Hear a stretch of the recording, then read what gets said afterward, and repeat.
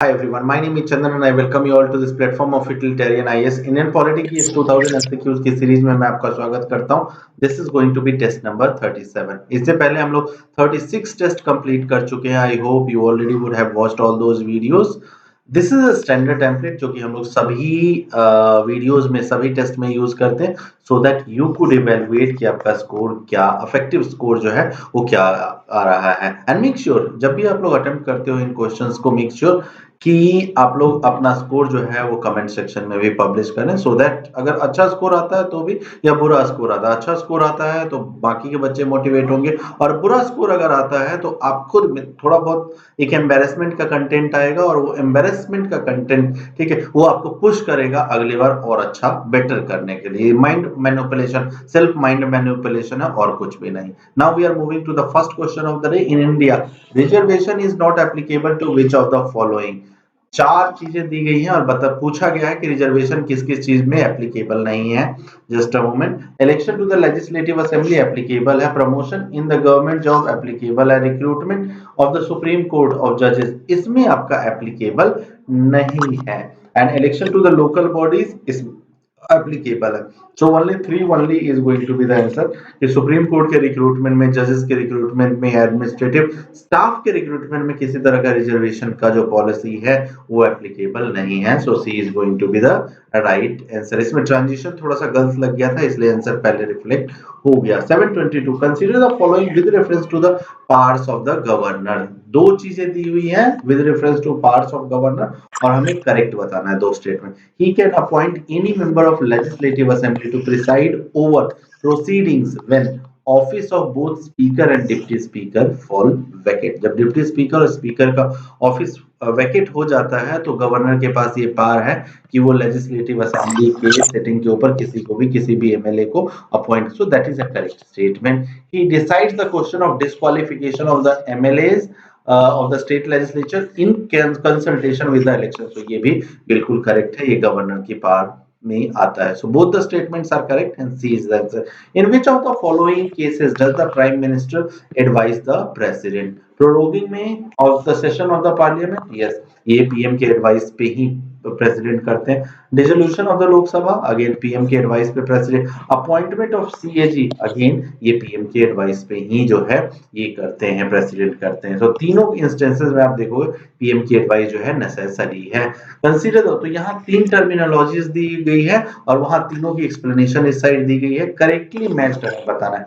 Reprieve का मतलब क्या होता है? रिप्रीव का आपका मतलब होता है टेम्पोररी स्टे, ठीक है, on the execution of any sentence. फांसी होने जा रही है, 4 दिनों का स्टे लगाना है, 5 दिनों का, 1 महीने का स्टे देना है। गवर्नर दे सकते हैं और आपका ये प्रेसिडेंट दे सकते हैं, बट यहाँ एक्सप्लेनेशन में क्या दिया हुआ है? गलत दिया हुआ है। कम्यूटेशन का क्या मतलब होता है कि आप कैरेक्टर चेंज कर देते हो। कैपिटल पनिशमेंट है, उसको लाइफ इम्प्रिजनमेंट में चेंज कर रहे हो। लाइफ इम्प्रिजनमेंट है, उसको थोड़ा सा और किसी अनदर फॉर्म ऑफ मतलब आप कैरेक्टर चेंज कर रहे हो। Reducing the period of sentence, period of sentence नहीं चेंज करते हो, वो तो रिमिशन में आप करते हो, है ना। रिमिशन का क्या मतलब है? Substitution of one form of punishment for a lighter form of punishment. नहीं, ये भी इसका मतलब नहीं है। रिमिशन का मतलब अभी मैंने आपको बताया। तो तीनों के तीनों जो स्टेटमेंट है वो करेक्टली मैच नहीं है and hence D is going to be the right answer. Which among the following is part of parliament? Parliament के क्या क्या पार्ट होते हैं? तो you have लोक सभा, you have राज्य सभा and you have president's office. तो ये तीनों एलिमेंट जो है वो पार्लियामेंट के पार्ट है। 1 2 3 is going to be the right answer. C is the right answer. The Constitution of India vests the executive power of union in which of the following posts? ठीक है, तो president में article 53 आप लोगों ने पढ़ा होगा और आपको पता होगा कि executive power of the whole of the union is vested in the president। ठीक है, so which of the following is or are the objective of e-court mission made projects? ठीक है, तो ई कोड का किसी भी चीज को, किसी भी ऑफिस को अगर आप ई बनाते हो, ठीक है, इंटरनेट के माध्यम से जब जोड़ देते हो तो उसका क्या फायदा होता है? एफिशिएंसी आती है, पेंडेंसी क्लियर होती है, एडमिनिस्ट्रेटिव स्टाफ में रिडक्शन आता है, to assist judicial administration in reducing the pendency of the cases. Exactly, to provide transparency भी आएगी आपका, ठीक है, सब कुछ ओपन इंटरनेट वाले प्लेटफॉर्म पे तो ट्रांसपेरेंसी ऑफ कोर्स आएगी, पब्लिक के लिए ओपन होगा। टू प्रोवाइड जजेस with an easy access to legal and judicial database, database of course एक तैयार हो रहा है। तो तीनों स्टेटमेंट या तीनों जो ऑब्जेक्टिव है वो ई कोड के हैं and hence D is going to be the right answer consider the following statement regarding untouchability. Untouchability के रिगार्डिंग दो स्टेटमेंट आपके दिए हुए हैं, दोनों कंसीडर करते हैं। ये थोड़ा आगे इसमें भी ट्रांजिशन लगा हुआ है, ये आंसर इसमें रिफ्लेक्ट हो जाएगा, इसलिए मैं बार बार चेंज कर रहा हूँ। The constitution does not define untouchability and it does not, तो ये बिल्कुल करेक्ट है। कॉन्स्टिट्यूशन ने अनटचेबिलिटी क्या है ये डिफाइन नहीं किया हुआ है। Manual scavenging is considered, just a moment, manual scavenging is considered as a form of untouchability and is banned by Manual Scavenging Act 2013 which provides a blanket ban। नहीं, ये एक्ट जो है मैनुअल स्कैवेंजिंग को recognise करता है, लेकिन blanket ban railway जैसे institution है वहां जो है अभी भी मैनुअल स्कैवेंजिंग जो है वो अलाउड है, इन सैनिटरी लैट्रिन्स जो होती हैं उसमें अलाउड है, एंड हेंस ये आपका गलत है।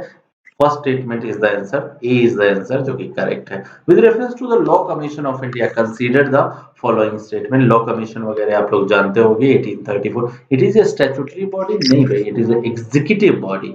तो फर्स्ट आपका करेक्ट बताना है, फर्स्ट इनकरेक्ट हो गया तो ये आंसर नहीं हो सकता, ये आंसर नहीं हो सकता, ये आंसर नहीं हो सकता। Only possible answer is D. बाकी दो को भी देखते हैं। It is established for the period of 3 years, बिल्कुल करेक्ट है। It submits its report to the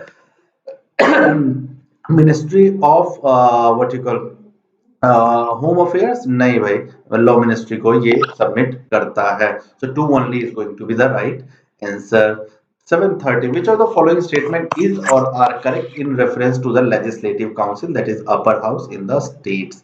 The maximum strength of the council is fixed at 1/10 of the total strength of, नहीं 1/10 नहीं 1/3, ठीक है।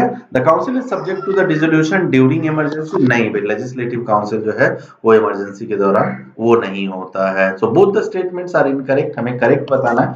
So D is going to be the right answer. Which among the following is final authority for deciding disqualification of members of municipality, ठीक है। तो you have this any authority that will be determined by the state legislature. State legislature by law लाके अलग अलग state में अलग अलग authority जो है वो डिसाइड करेंगे disqualification of members of municipalities. Next statement, consider the following statement regarding enactment of laws on matter in the state list by the parliament, ठीक है।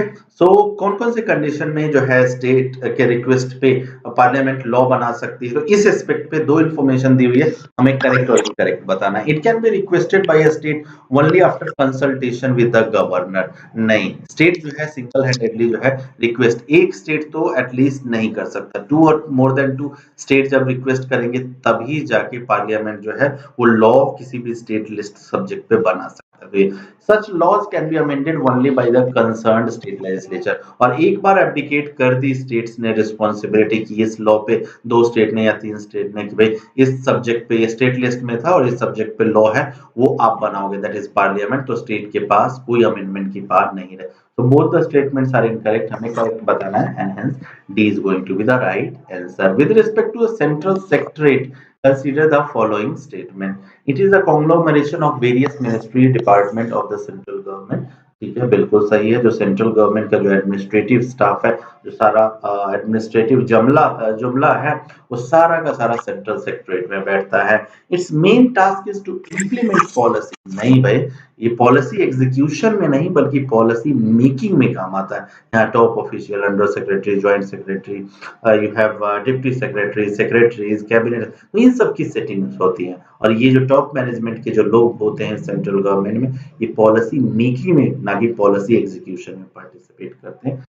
बताना है, first only is going to be the correct answer. The governor can resign at any time by addressing, बिल्कुल easy, president is going to be the right answer. The distribution of powers between central and state extends to which of the following sphere? Judicial में क्या central और state के बीच में distribution है? Judiciary is a integrated structure, supreme court, high court, district courts, यहाँ किसी तरह का कोई डिस्ट्रीब्यूशन, एडमिनिस्ट्रेटिव, फाइनेंशियल और लेजिस्लेटिव में जो है वो डिस्ट्रीब्यूशन है between centre and state. 7 schedule आपका दिया गया है, ठीक है। सो 2 3 4 कहाँ है? बी में आंसर है। विच of the following statement is और आर करेक्ट, ठीक है। तीन स्टेटमेंट दिए गए हैं और करेक्ट हमें बताना। आगे इसमें ट्रांजिशन लगा हुआ था और वो दिख गया। Article 15 of constitution just a moment. Article 15 of Constitution of India is available to the both citizens of India and foreigners. नहीं, आर्टिकल 15 में जो है एप्लीकेबिलिटी जो है वो सिटीजन्स के लिए है। Article 16 of the constitution of India is available, बिल्कुल पब्लिक एम्प्लॉयमेंट की बात करते हैं और पब्लिक एम्प्लॉयमेंट में इक्वालिटी की बात है तो वो सिर्फ सिटीजन्स को ही हम एक्सटेंड कर सकते हैं।